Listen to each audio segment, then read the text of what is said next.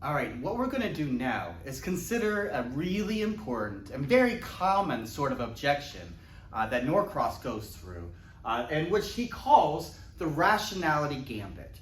So this is the kind of objection that I think a lot of people would intuitively lean towards when they first think about this issue regarding the ethics of eating animals. So what exactly does the rationality gambit say? Well, put really quite simply, it's just the claim that animals, non-human animals like pigs and cows and chickens and so forth, they're not rational, right? They don't have a higher order level of thinking like human beings do. Maybe in some sense they're not even self-aware, so they're not going to count as moral agents. At best they're moral patients. But they're not going to be a part of the moral community insofar as they don't have this kind of rational agency. So that's the basic idea.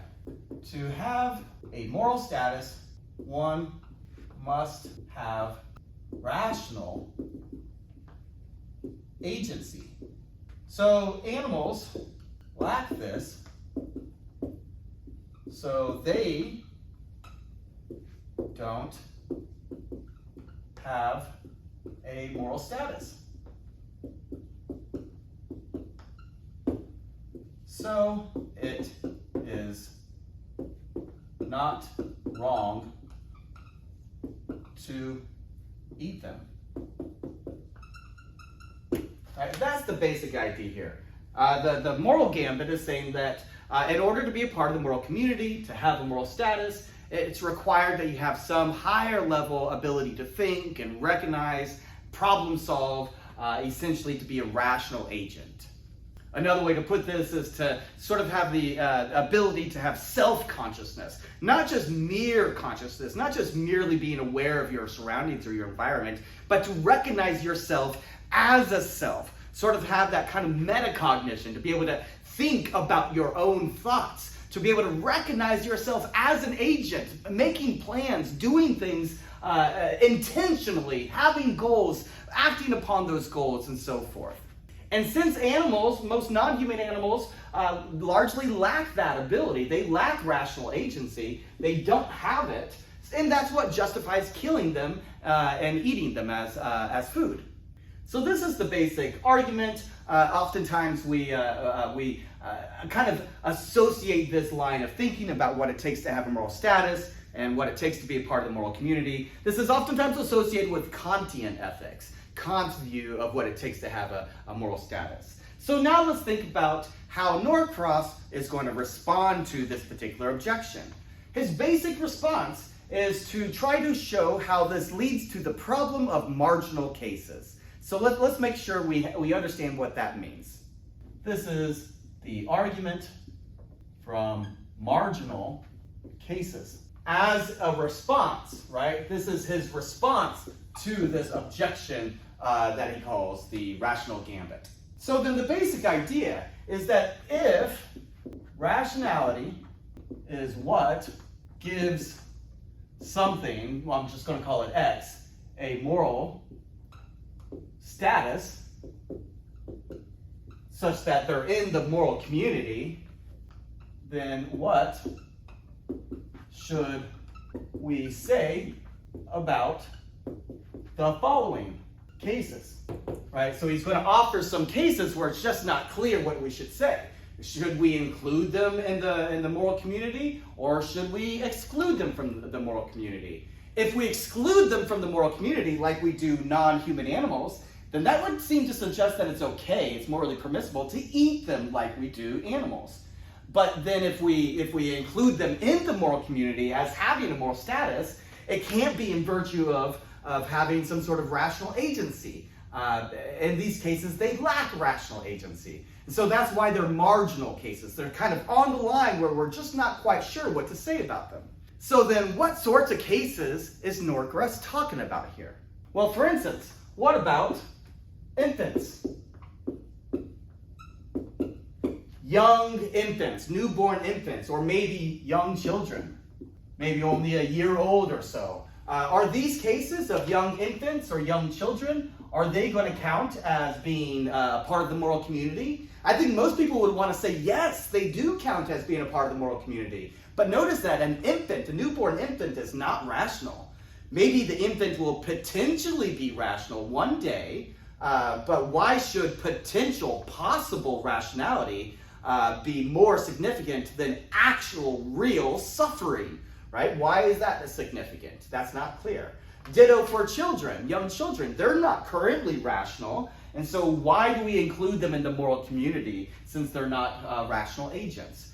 And more specifically, if we think rational agency really is what determines being a part of the moral community, and since infants and young children don't have rational agency, that seems to suggest that it would be morally permissible to eat infants or young children, which just seems absurd. It just seems obviously immoral and incorrect. Anyone that says that eating infants is permissible would be making some sort of really major mistake.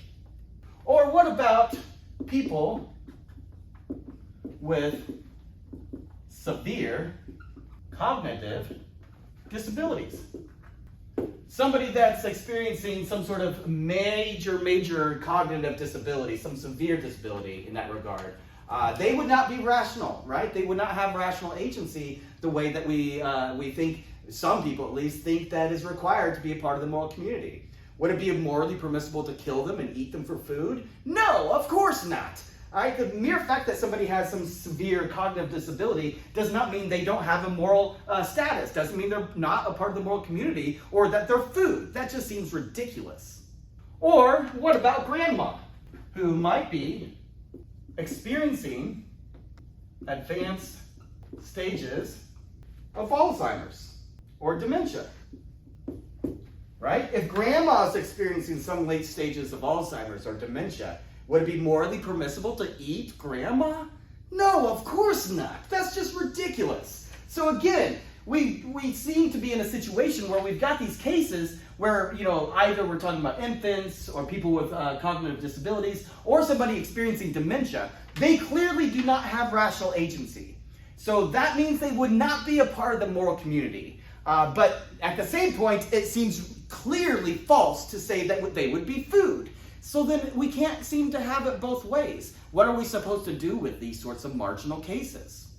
Now, a lot of times what people try to do in response to these objections, and in response to the argument from marginal cases more specifically, is they try to appeal to the fact that we're human, and so that is somehow more important, or somehow it's special. It makes us special amongst the animals. So what I want to do now is turn to that type of response and see what Norcross has to say about it.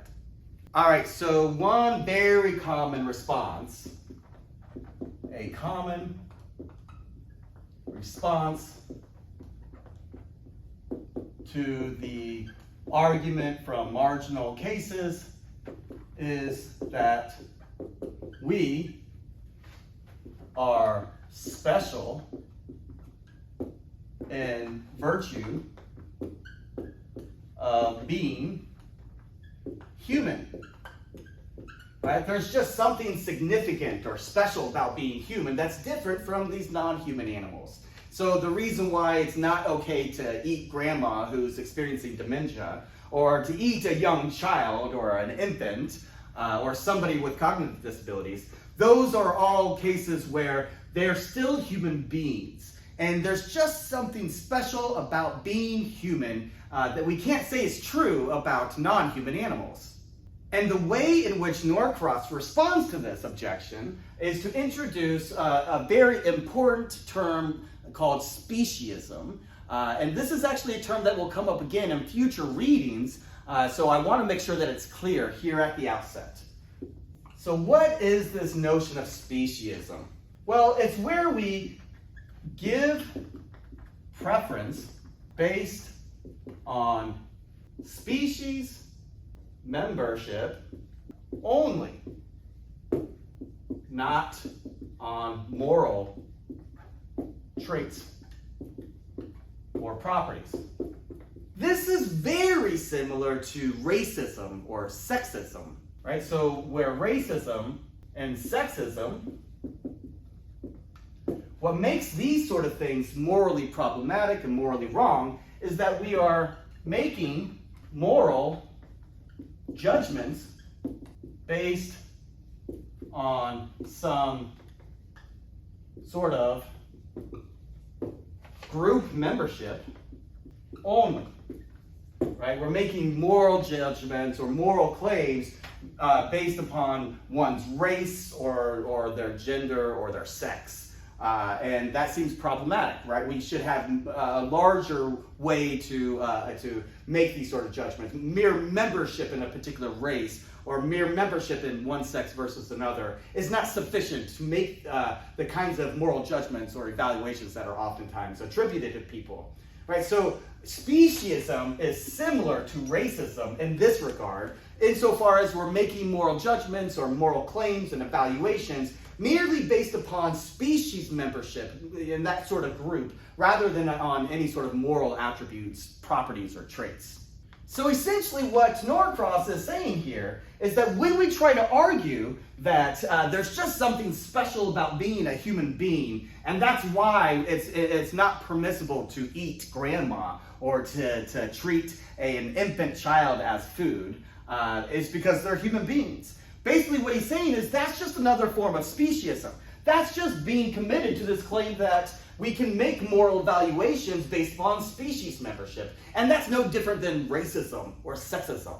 Speciesism is wrong for the same reason as racism or sexism.